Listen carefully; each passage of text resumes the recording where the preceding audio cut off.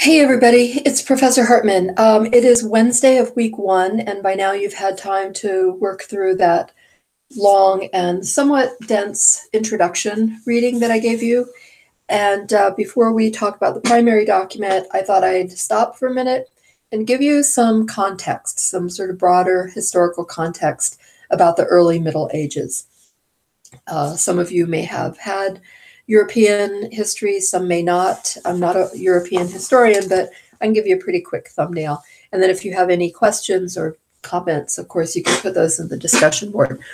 So the document that we're looking at this week, the Holletgar of Cambria piece, was written in the early 9th century, right, circa 830, as we see the beginning of sort of mass efforts on the part of the church to Christianize all of the Roman Empire. So let me give you a little bit of context and talk about the early Middle Ages. We think of the early Middle Ages generally roughly from around 400 CE to the 900 CEs. Now, you may not be familiar with CE. AD is Anno Domino, right, in the year of our Lord. CE means common era. So it's used as a way to not link chronology to religion. You can use whichever you want. I don't care. I sort of interchange them, but tend to use CE. So when I say CE, it's the same as what you might think of as AD. So again, early Middle Ages comes after the fall of Rome, which happened around 400 AD. But all the way through the early Middle Ages, really up until 1000. European people really probably mostly still thought of themselves as living in the Roman Empire and being Romans because, you know, like they couldn't text one another or have the internet. So people sort of identified in multiple ways. They imagined themselves as part of the Roman Empire. They imagined themselves as Romans. But then, of course, they also had localized identities, tribal identities, family identities.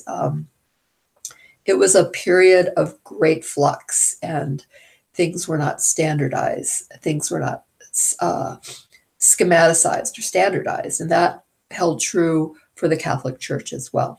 So European people think of themselves as living in the Roman Empire, even though technically historians see the fall of the Roman Empire around 393.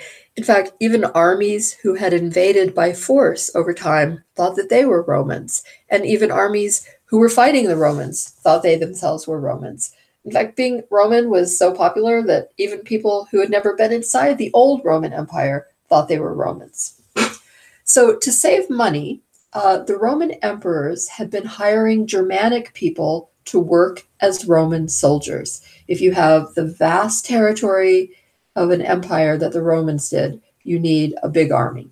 And gradually, these Germanic soldiers moved into the Roman Empire and they settled down to become Romans themselves.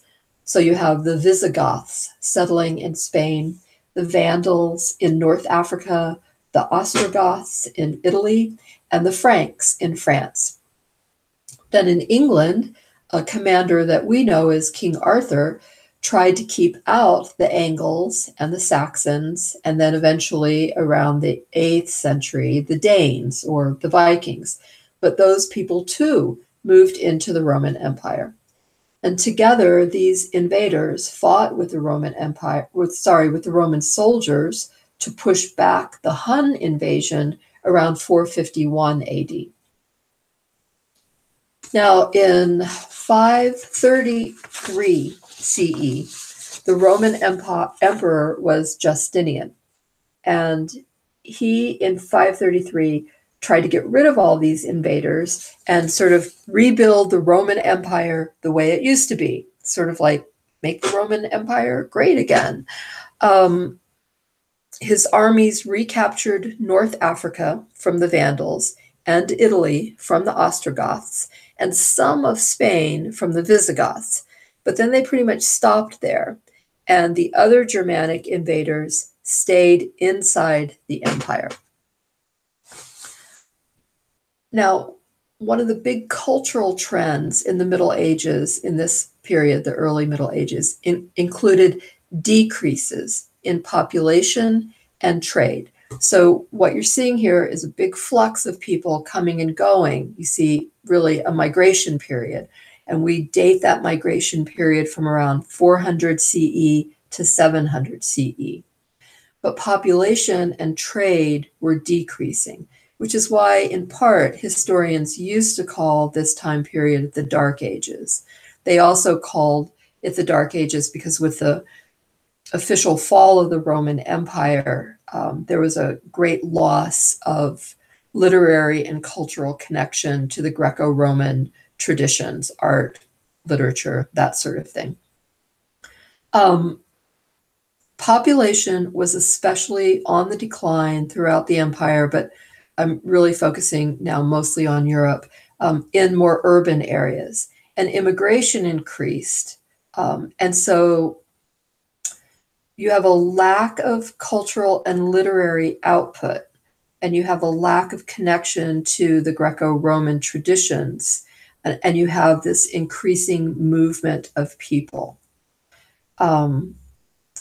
This was especially true for most of Western Europe, whereas Eastern Roman or Byzantine culture didn't really suffer the same cultural depression in the same way. But there was still a lot of this migratory process and a decrease to some extent in population, not so much in trade. All right, so in terms of those many different invasions that I mentioned, the Goths and the Visigoths and the Vandals, for example, a lot of them solely were invading for war and pillage as the empire weakened.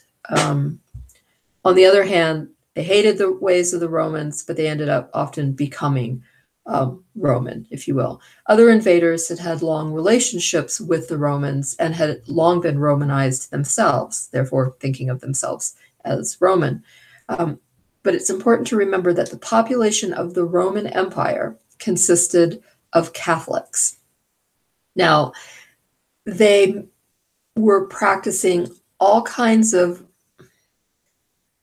they were engaged in many religious practices that were pre-Christian, but officially, since Constantine, the official religion of the Roman Empire was Christianity. And the only Christianity there was at the time was the Catholic Church.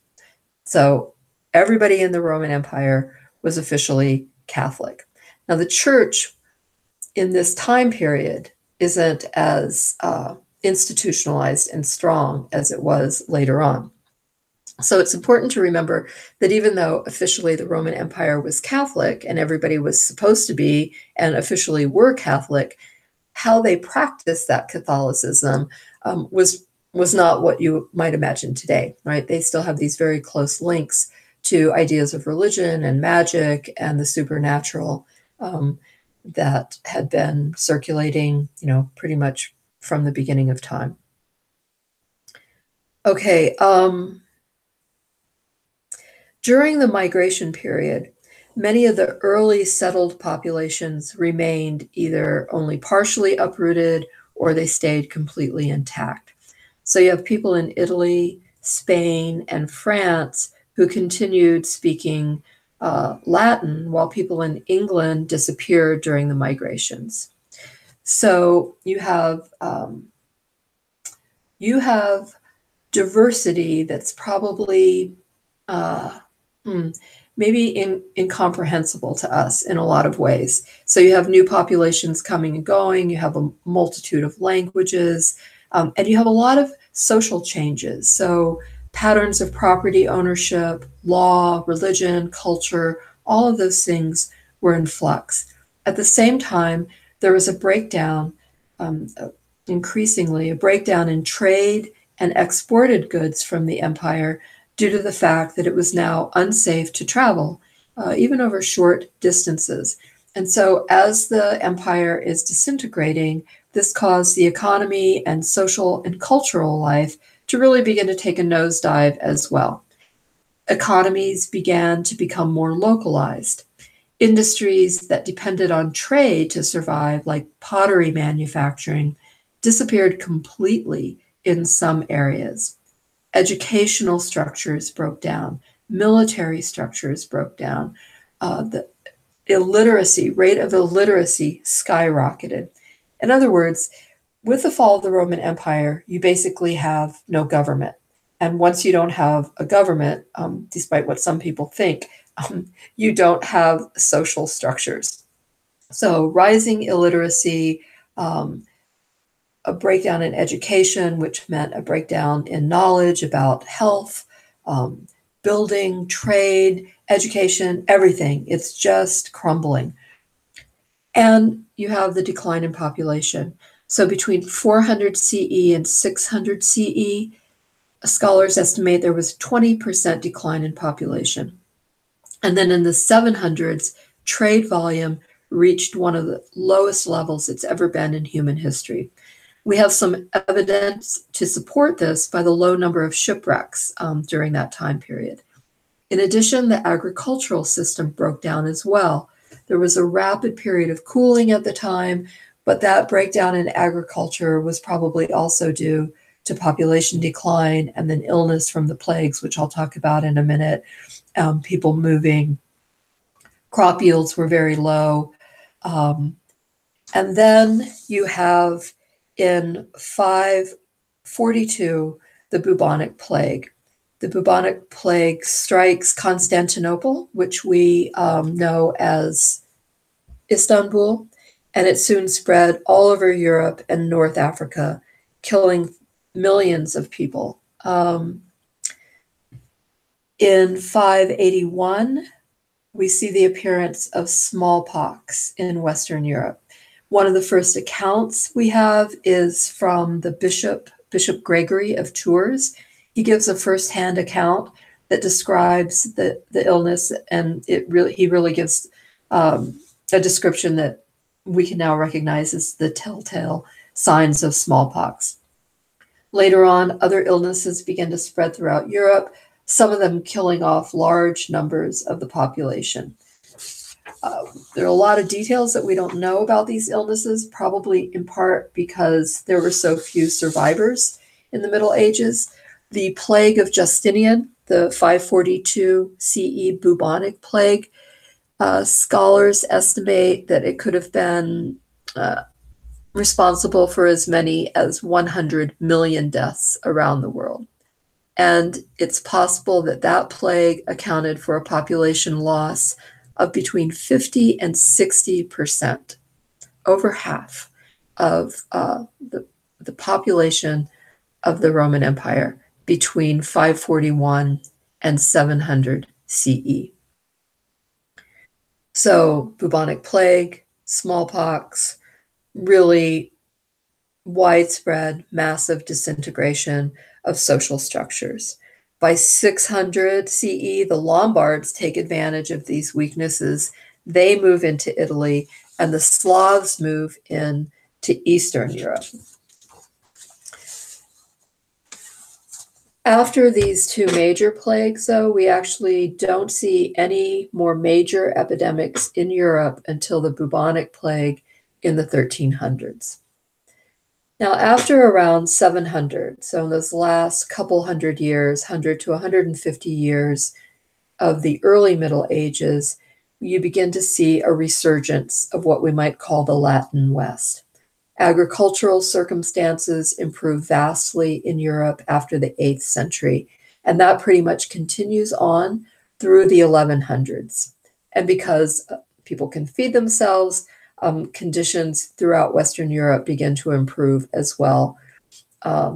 Political, economic, and social affairs continue to develop and stabilize, and you have the establishment of new kingdoms, and they begin to thrive.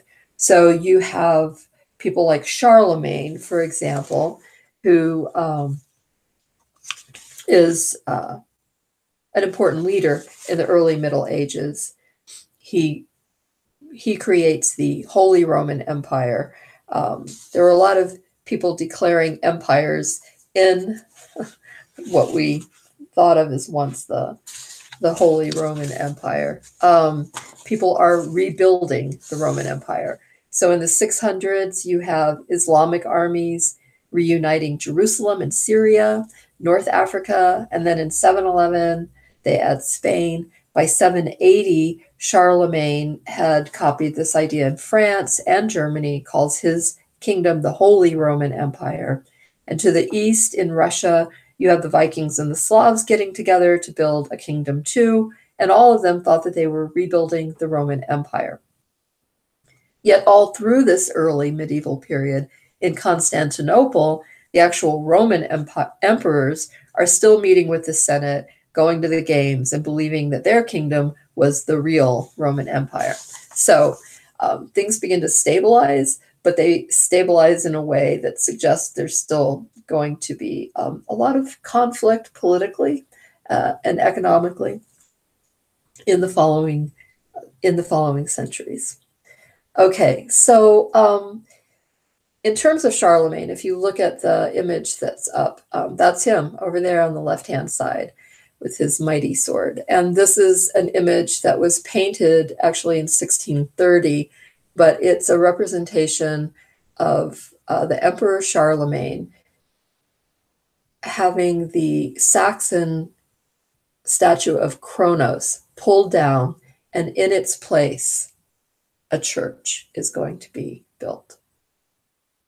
And so what you're going to see with the Holy Roman Empire is a closer relationship between the Catholic Church as it grows stronger through its affiliation with rulers like Charlemagne and other guys that we're not going to talk about.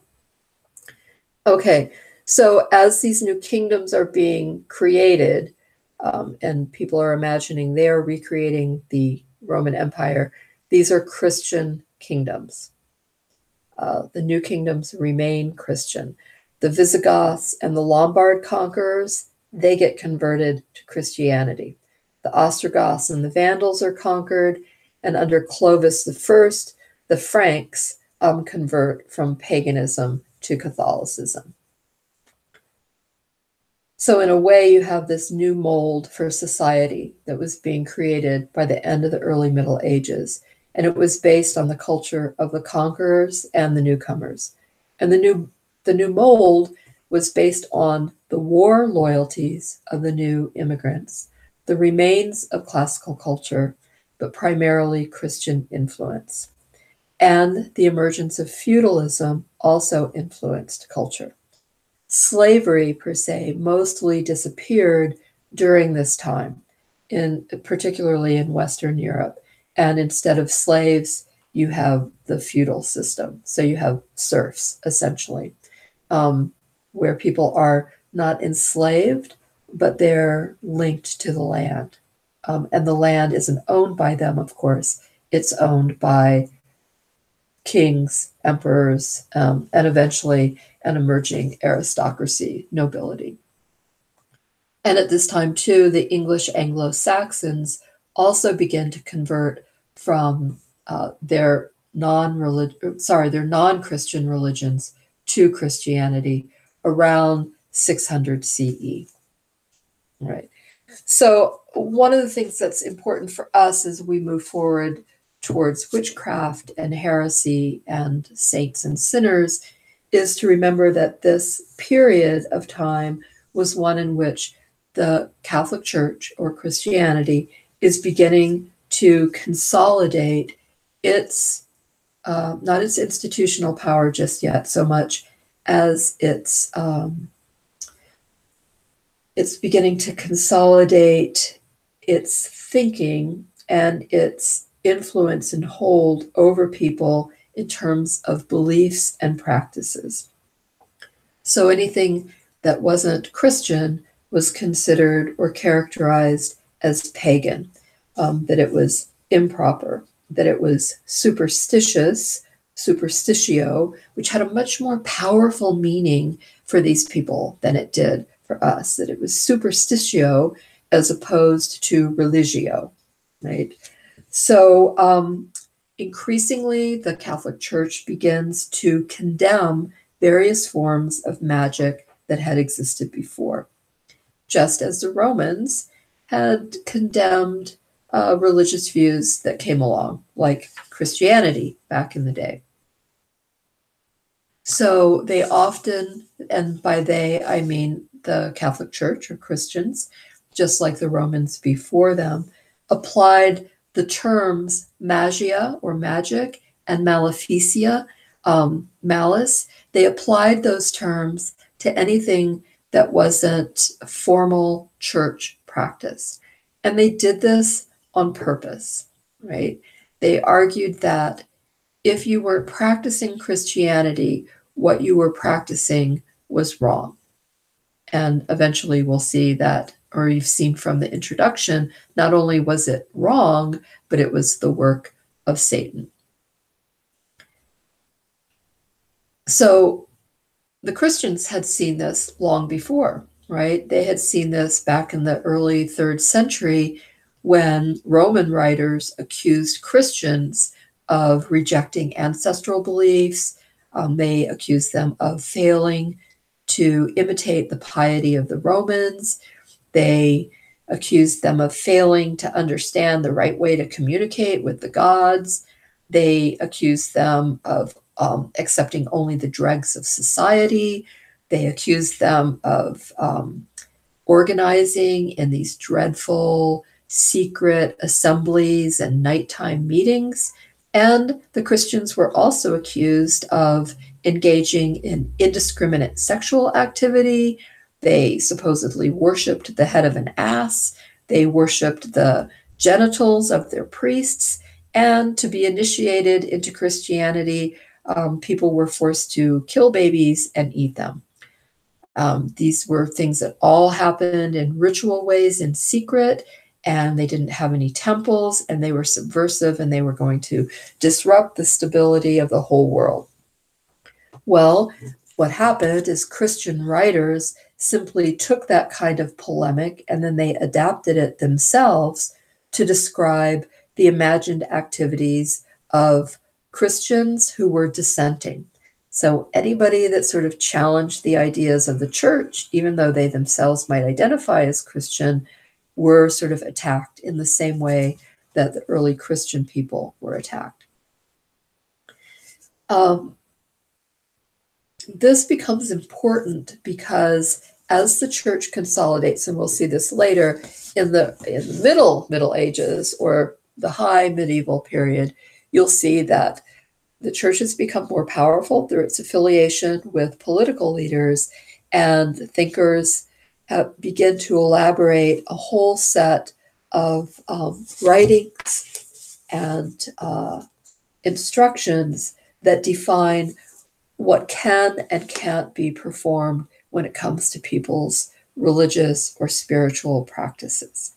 So that's a quick, I think, kind of down and dirty overview of the early Middle Ages, a time actually that really fascinates me, but I sure as heck would not want to have lived in that time period. Okay, so for those of you who may not have a lot of background on the Middle Ages, you have a little bit more now.